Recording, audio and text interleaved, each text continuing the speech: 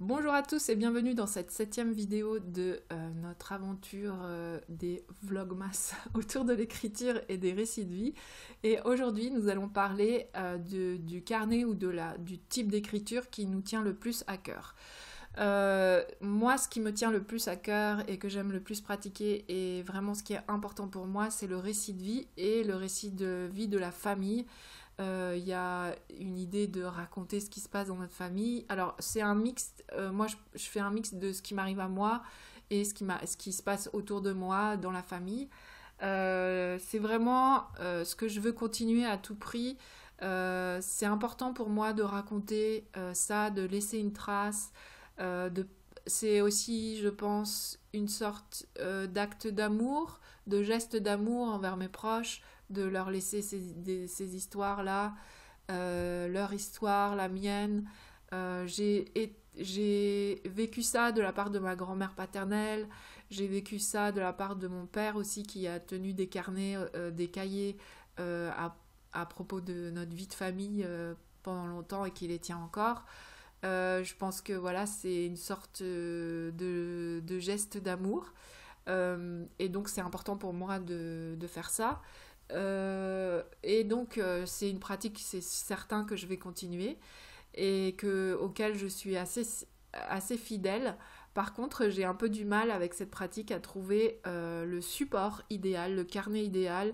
Je tâtonne beaucoup, je change tous les ans et dans l'espoir de trouver ce qui me conviendra le mieux. Je pense que je cherche trop le carnet idéal, la façon idéale de le faire.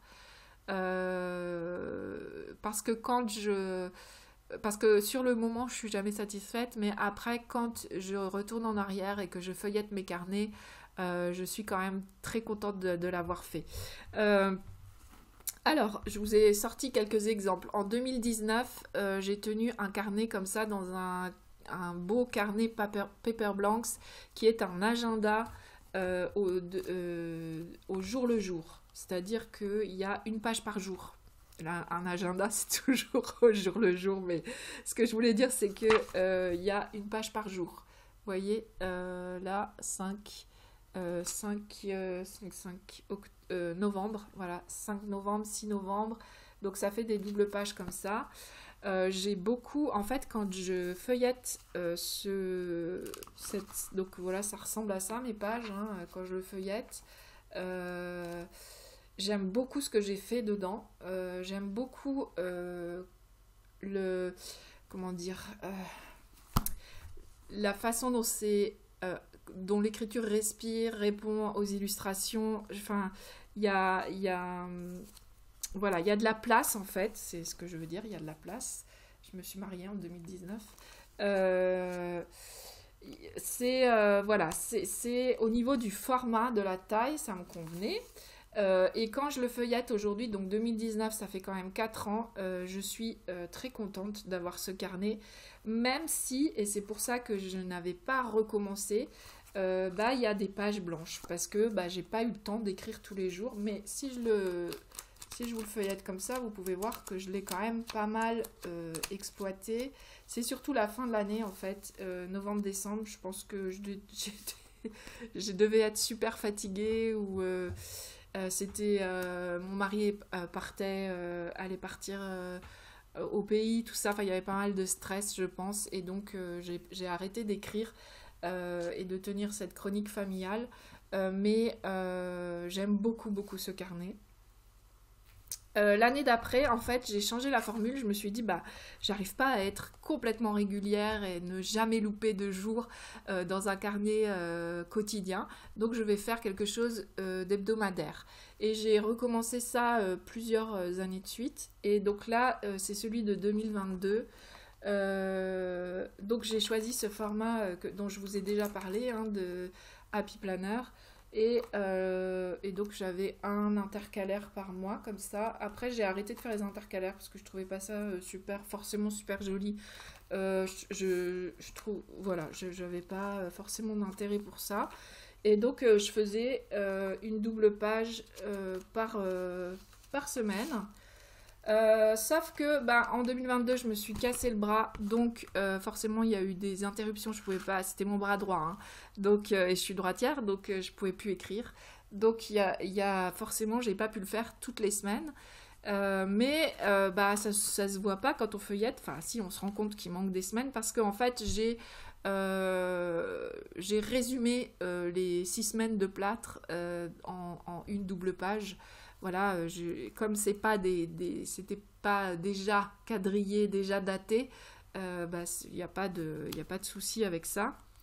Euh, ce que je constate en fait, c'est que je n'ai pas été plus régulière dans ce carnet parce que, je faisais à la semaine. Donc c'est pas le problème de tous les jours, le souci, c'est que juste il y a des moments où j'ai pas l'énergie d'écrire, où j'ai pas la possibilité d'écrire aussi. En fait, ce que je remarque, c'est que quand par exemple je pars en vacances, j'emmène pas mes carnets parce que souvent je pars en vacances en famille et donc je suis tournée vers les autres et le carnet c'est vraiment une activité solitaire. J'ai besoin d'être au calme chez moi, tranquille, et donc j'écris pas dans ces moments-là et après j'ai pas forcément l'énergie de revenir en arrière. Donc c'est pas grave. Souvent, comme c'était des vacances, il y a des photos, donc je colle des photos et puis c'est bien aussi. Dans celui-là, à la fin, j'ai mis comme tout l'atelier célébré 2022 qu'on fait au mois de décembre. Là, en ce moment, on est en train de faire célébrer 2023 dans le labo et où on résume en fait notre année. Et donc, je l'ai intégré au carnet général de 2022. Donc voilà, ça c'était mon année 2022. Et en 2023, je suis revenue à un agenda, donc avec une page par jour, mais j'ai changé de format. Je l'ai beaucoup rempli, vous voyez, il y a eu très peu, j'ai loupé très peu de jours. Si je vous montre comme ça, voilà, j'ai mis beaucoup de photos. J'ai vu la photo de la plaque d'œuf, c'est quand mon mari ramène beaucoup d'œufs à la maison. J'ai mis des peintures que j'avais fait avec mon petit-fils, enfin bref, toujours le même type d'illustration. Je regrette, en fait c'est toujours un Paper Blanks aussi, hein, c'est la même marque que le premier que j'avais. Et donc j'ai pris un peu le même style. Je regrette de ne pas avoir pris une couverture rigide. Là c'est une couverture souple. Je trouve que l'effet est quand même moins beau. Et puis comme j'ai fait beaucoup de collage, il a pas mal gonflé. Et du coup, il manquerait un élastique. Il faudrait que j'ai une fermeture. Parce qu'il va encore gonfler, parce que l'année n'est pas finie. Mais j'ai été très régulière, vous voyez, hein, y a très peu de... Il y a eu un moment au printemps où j'ai un peu loupé des jours, mais sinon j'ai été très très régulière. Donc finalement la forme au jour le jour me convient bien.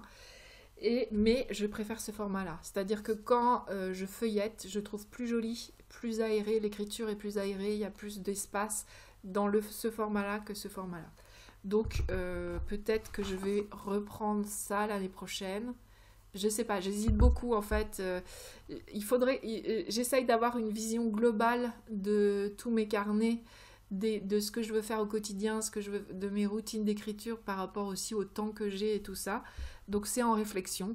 Je vous dirai ça quand je serai décidée dans une des vidéos prochaines ou au mois de janvier de comment je vais organiser ça.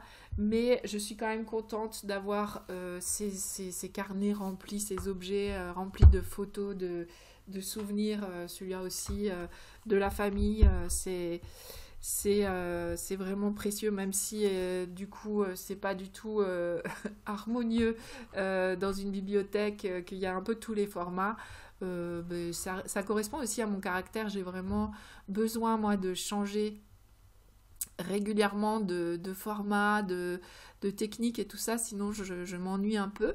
Donc ça se reflète forcément aussi dans mes carnets et dans le fait que, à part le bullet journal où je suis toujours restée fidèle au format A5 des carnets Leuchtturm et tout ça, mais dans d'autres pratiques, j'ai envie d'explorer d'autres choses et donc bah voilà, ça se traduit après dans la forme des carnets mais vous voyez quand même que dans ma forme d'écriture, ma façon d'illustrer, de coller les photos et tout ça, je reste quand même toujours dans le même type de choses. Donc il y a quand même une régularité dans ce que je crée, surtout parce que là c'est quelque chose qui est précieux pour moi, ce type d'écriture, et donc j'y passe beaucoup de temps j'y mets beaucoup d'amour. Voilà. À votre tour de me dire quelle est la forme d'écriture qui vous tient le plus à cœur, le type de carnet qui vous tient le plus à cœur et que donc vous allez certainement continuer l'année prochaine, ou s'il y a quelque chose que vous avez très très très envie de faire, bah, peut-être commencer. N'hésitez pas à partager ça dans les commentaires et moi je vous retrouve demain pour la suite de cette petite aventure de vidéo quotidienne. Salut!